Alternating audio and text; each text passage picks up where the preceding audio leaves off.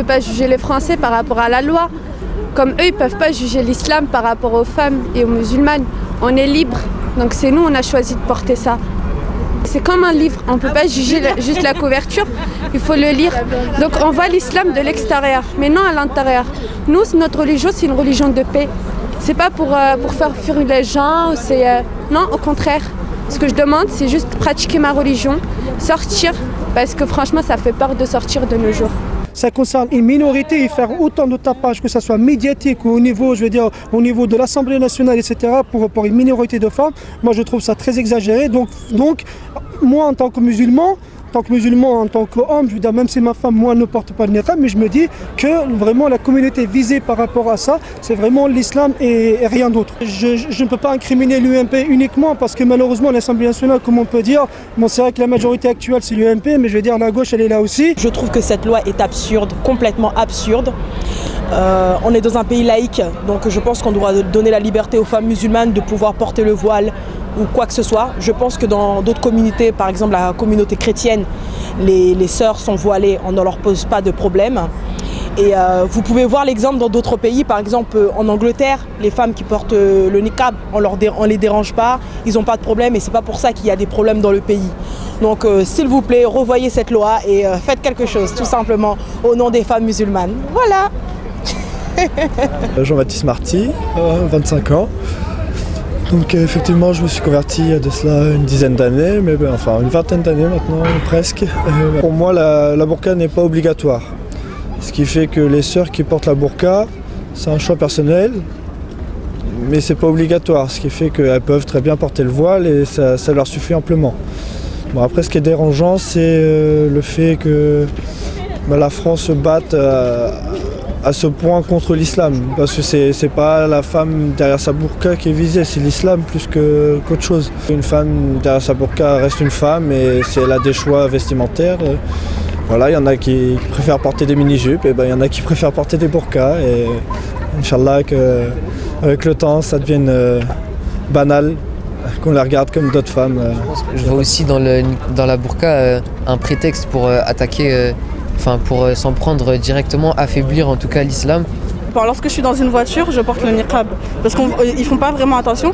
Mais lorsque je me déplace seule, lorsque je suis seule, eh bien je porte le masque chirurgical. Ils pourront même menacer ces femmes de mort, elles l'enlèveront pas, c'est ça qu'ils n'ont pas compris. Au lieu de trouver un terrain d'entente, eh bien ils sont là en train de vouloir le supprimer, alors que c'est complètement absurde.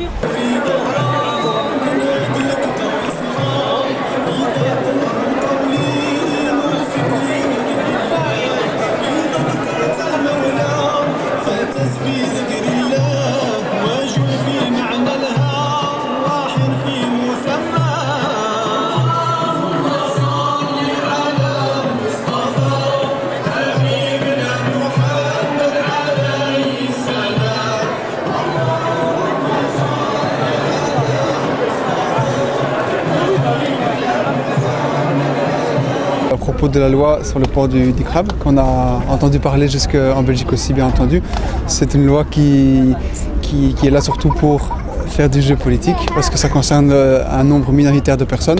Et en plus de ça, c'est de nouveau une loi qui stigmatise tous les musulmans, au lieu de plutôt faire des choses intéressantes pour essayer que les musulmans soient des vrais citoyens français, européens, belges ou du monde entier. Il y a en effet en Belgique une situation similaire à la France, mais quand même, heureusement, alhamdoulilah, bien différente. On n'a pas autant de surenchères. À partir du moment où il y a une loi qui est votée, on est visé en tant que musulman, que ce soit une loi visant les femmes ou les hommes. Mais d'ailleurs, je pense qu'en tant que citoyen, on doit être touché par cette loi, parce que je pense qu'au-delà du caractère religieux, sur lequel moi je ne pourrais pas vous donner mon avis, je ne suis pas théologien, je ne pourrais pas vous dire, il y en a qui pensent que c'est une obligation, d'autres pensent que c'est une possibilité. Moi je ne m'avancerai pas sur un avis théologique, mais il est vrai que on se pose la question parce qu'on se dit, par rapport aux lois du pays dans lequel on vit, on ne pensait pas que ça puisse être interdit. Je l'ai mis parce que je trouve qu'ici il y a beaucoup de fornication, donc les hommes qui portent le regard sur nous, etc. Donc je l'ai mis aujourd'hui pour, entre parenthèses, pour me préserver.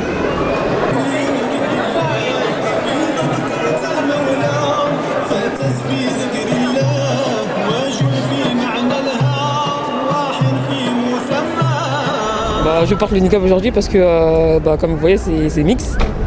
Donc c'est pour éviter la tentation. Il y a beaucoup de sœurs qui étaient en djilbab, qui se sont retrouvées en voile, tout simple. De personnes qui étaient en niqab, qui ont dû le retirer. Je trouve la loi anti-niqab absurde. L'humain est toujours à la recherche de l'interdit. Donc voilà, c'est ça. Ils ont interdit le niqab, il y a beaucoup de sœurs, même des qui sont converties, qui se sont renseignées sur ça, sur le niqab, qu'est-ce que valait le niqab, qu'est-ce que valait l'islam. Alhamdoulilah, il y a eu beaucoup de conversions depuis l'année dernière. Ils veulent combattre les conversions, mais ils n'y arriveront pas. Ça, par contre, cette guerre-là, ils n'y arriveront pas. Ils n'y arriveront pas, pardon. Mais la guerre contre le niqab, ils y sont arrivés parce qu'il y a beaucoup de sœurs qui l'ont retiré. Donc ils ont quand même gagné une petite guerre et c'est bien celle-ci. Enfin, ils croient qu'ils ont gagné, mais pour moi, ils gagneront jamais. Ils gagneront jamais pour moi. J'ai du mal à respirer. J'ai du mal à respirer l'air de France. C'est qu'il y a trop de trucs qui font que dans ma pratique, je peux pas la pratiquer comme j'en ai envie en fait.